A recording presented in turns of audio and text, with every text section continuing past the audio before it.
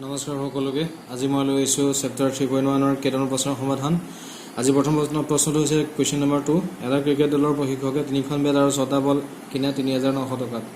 পিছত তেওঁ 1300 টকাত একে ধৰণৰ এখন বেট আৰু এটা বল কিনে এই পৰিস্থিতিক বিজয় আৰু লক্ষীভাৱে বৰ্ণনা কৰা ঠিক আছে এজন ক্ৰিকেট দলৰ প্ৰশিক্ষকে 3খন বেট আৰু 6টা বল কিনে 3900 টকাত পিছত তেওঁ 1300 টকাত একে ধৰণৰ এখন বেট আৰু 3টা বল কিনে সো এই দুটা কন্ডিশন দিছে এই দুটা কন্ডিশনৰ পৰা আমি ইকুৱেশ্যন দুটা বনাই ল'ব লাগিব ঠিক আছে হেতুৱে হ'ব বিজয় ভাৱে বৰ্ণনা কৰা মানে প্ৰদৰ্শন আৰু লক্ষিকভাৱে বৰ্ণনা বা প্ৰদৰ্শন কৰিবলৈ আমি x আৰু y সমীকৰণ কেইটাত ভ্যালু উলিয়াই যিকেইটা আমি পইণ্ট পাম সেইকেইটা পইণ্ট গ্ৰাফত ড্ৰ কৰি হেতুৱে হ'ব তাৰ লক্ষিকভাৱে প্ৰদৰ্শন ঠিক আছে এতিয়া মই এখানে এটা কথা কৈছো ইয়াৰ আগৰ প্ৰশ্নটোৰ সমাধান কোৱেশ্চন নম্বৰ 1 মোৰ আগৰ ভিডিওতে দিয়া আছে তো তোমালোকে তাত চাবা ঠিক আছে সো ডিটেইলছ বুজি পাবা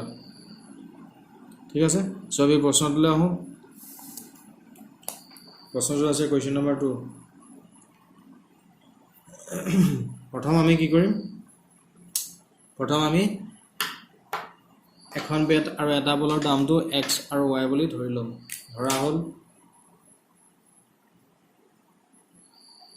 এখন বেটৰ দাম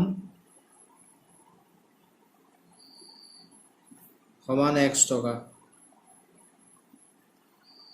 এখন এটা বলৰ দাম সমান y টকা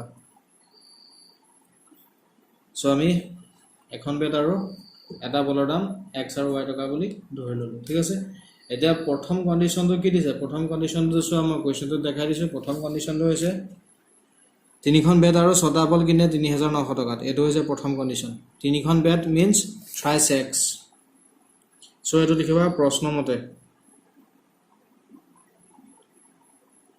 প্ৰথম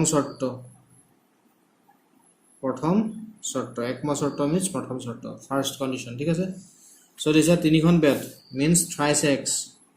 এখন বেটৰ দাম x টকা তিনিখন বেটৰ দাম হ'ব thrice x প্লাস এটা 6টা বল 6y কিমান টকাত কিনে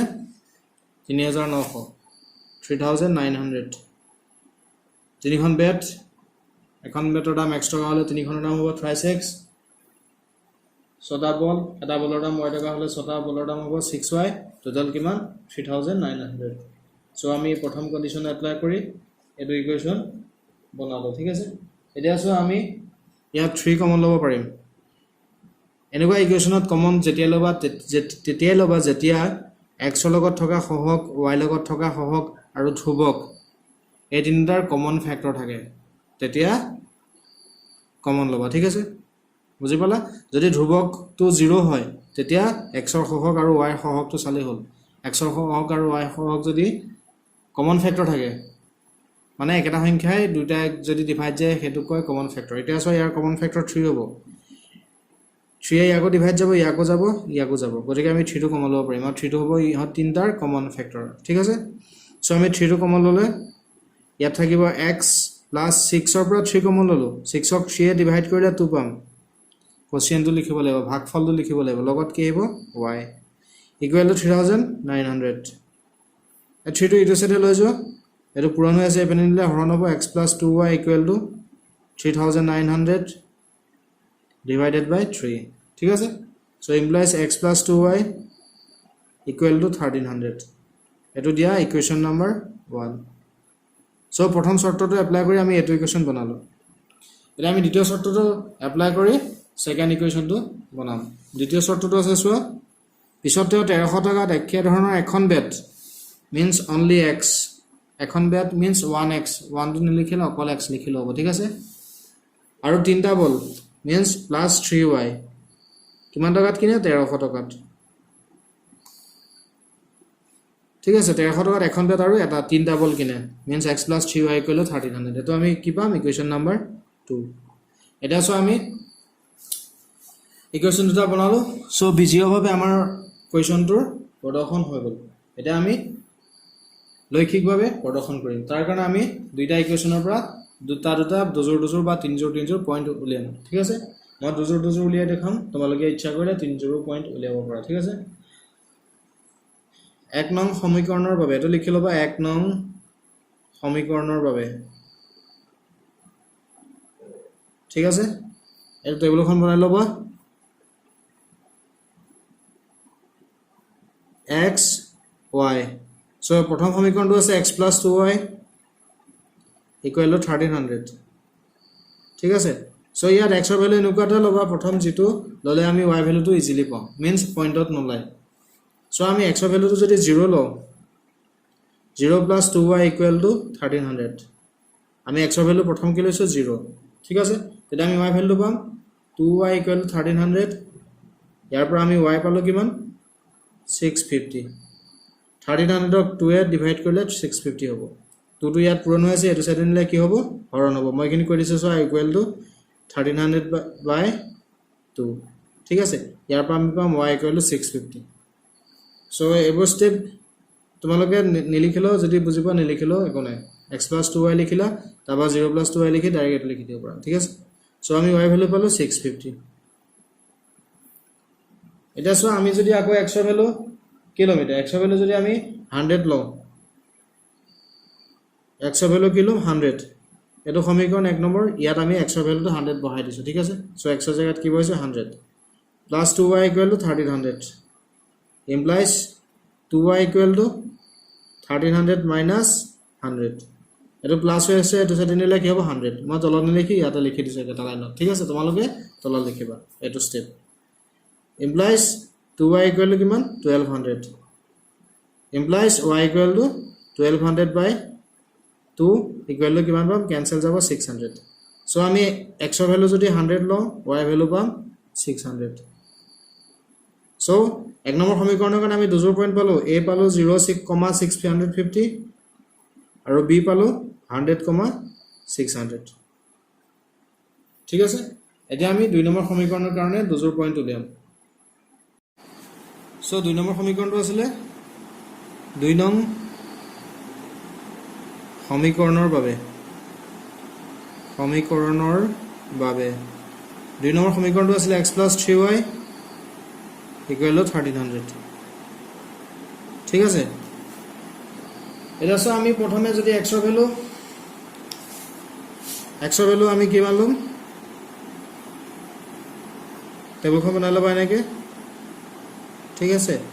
সো x ৰ ভ্যালু আমি কিমান ললে y ভ্যালুটো ইজি লবলে ইজি হ'ব সো x ৰ ভ্যালু যদি 100 লও x ৰ ভ্যালুটো যদি আমি 100 লও ঠিক আছে তেতিয়া কি হ'ব 1300 পৰা 100 মাইনাস হলে 1200 হ'ব y ভ্যালুটো লিয়া পাৰিম সো 100 বহাই দিয়া প্লাস 3y = 1300 3y = 1300 পৰা 100 মাইনাস কৰা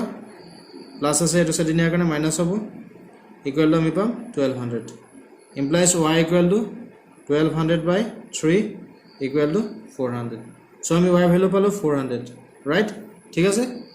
সো নেক্সট যদি আমি x ৰ ভ্যালু কিলম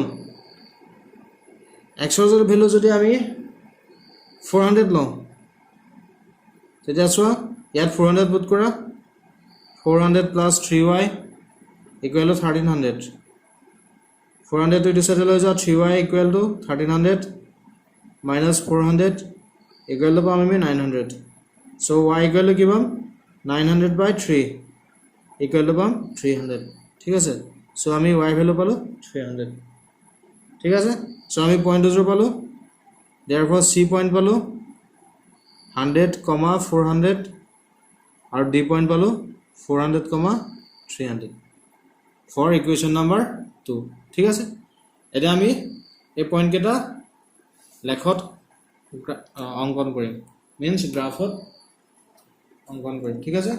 সো তাৰ কাৰণে তোমালোকক গ্ৰাফ পেপাৰ লাগিব ঠিক আছে সো তোমালোকে গ্ৰাফ পেপাৰত এনেকৈ এক্সেস ৰ লাগি লবা এটো x ৰ x ড্ৰেছ এটো y ৰ y ড্ৰেছ এটো সাইডে x ৰ পজিটিভ ভ্যালু খিনি যাব বহিব আৰু এফালে নেগেটিভ আৰু এফালে y ওপৰ ফালে পজিটিভ খিনি তলফালে y ৰ নেগেটিভ খিনি মই এটা দেখাবলৈ সুবিধা হোৱাৰ কাৰণে এই সৰু জায়গা এখনতে এক্সেস দুটা লাগি ল'ব লগা হৈছে তোমালোকে ডাঙৰ গ্ৰাফ পেপাৰখনত মাছ ভাগত ড্ৰ কৰিবা ঠিক আছে এটা সো মই ইয়াত এনেকৈ কেটা ঘৰ আছে 1 2 3 4 5 6 7 8 9 10টা সৰু সৰু 10টা ঘৰত 500 কে লৈছো মানে এই সৰু এটা ঘৰত মই 50 কে লৈছো ঠিক আছে তোমালোকে ডাঙৰকে আকিলে অলপ বেছিকৈ ল'ব পাৰা মিন্স এটো 100 ল'ব এটো 100 ল'ব পাৰা এটো 200 ল'ব পাৰা সৰু 5টা ঘৰত 100 কে ল'ব পাৰা ঠিক আছে মই ইয়াৰ সৰু এটা ঘৰত কিমান কে লৈছো 50 কে লৈছো ঠিক আছে 50 100 150 200 250 দেখিছানে 300 350 400 450 500 এটো 500 1000 1500 এটো 500 1000 1500 ঠিক আছে মই নেকে লৈছো সো প্ৰথম পইণ্ট আছে 0650 x ভ্যালু 0 650 সো 500 ঠিক আছে 1 2 3 650 means 500 550 600 650 means 650 so a point to hobo eto ঠিক আছে eto hobo a point next কি আছে 100 600 so 100 বুলি কলে সৰু দুটা ঘৰ হ'ব 50 100 150 200 250 ঠিক আছে so হ'ব 100 to ইয়াত 100 to ইয়াত হ'ব আৰু y value 600 600 means eto 500 100 eto 600 এই পইণ্টটো হৈছে b point ঠিক আছে so এটা কানেক্ট কৰা এই পইণ্ট দুটা কানেক্ট কৰা তোমালোকে গ্ৰাফ ড্ৰ কৰোতে পেন্সিলডাল অলপ জঙা লবা হা ড্ৰ কৰিলে আমি এডাল স্ট্ৰেট লাইন পালো এটো কোনটো ইকুৱেচন বুজাইছে ইকুৱেচন 1 তোমালোকে ইয়াত পইণ্ট কিটা লিখি দিবা এই পইণ্ট কিমান এই পইণ্ট হৈছে 0650 এনেকে পইণ্ট কিটা লিখি দিবা হা বি পইণ্ট হৈছে 100 600 আৰু এই স্ট্ৰেট লাইনৰ ওপৰত ইকুৱেচনটো লিখি দিবা ঠিক আছে বা ইকুৱেচন 1 বুলি লিখিলো হ'ব এনেকে আৰু মোৰ দুটা এৰো হেড কৰি দিবা ঠিক আছে কাৰ্সন দি দিবা নেক্সট ইকুৱেচনটো পইণ্ট কিটা আছে ফাৰ্স্ট আছে 100 means সৰু সৰু দুটা ঘৰ ওপৰলে হ'ব 400 y ভ্যালু 400 means এইখিনি 50 100 150 200 250 300 350 400 so c point hobo eto হৈ গল তোমাৰ c point ঠিক আছে এটো হৈ গল তোমাৰ c point টো অকল তলত লিখা ঠিক আছে নেক্সট d point আছে 400 300 means x value 400 so 400 হ'ব এটো 300 হ'ব ওপৰলে যাব 300 এটো 250 300 এটো হৈ গল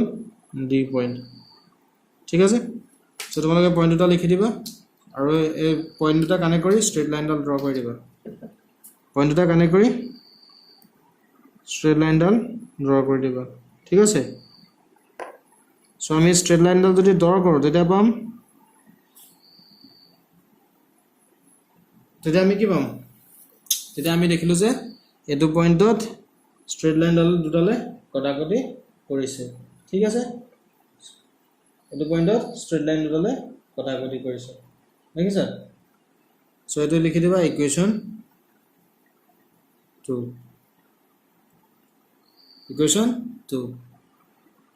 সো আমি কি দেখিলো গ্ৰাফ দুটালে কি কৰিছে এটা পইণ্টত কটাকটি কৰিছে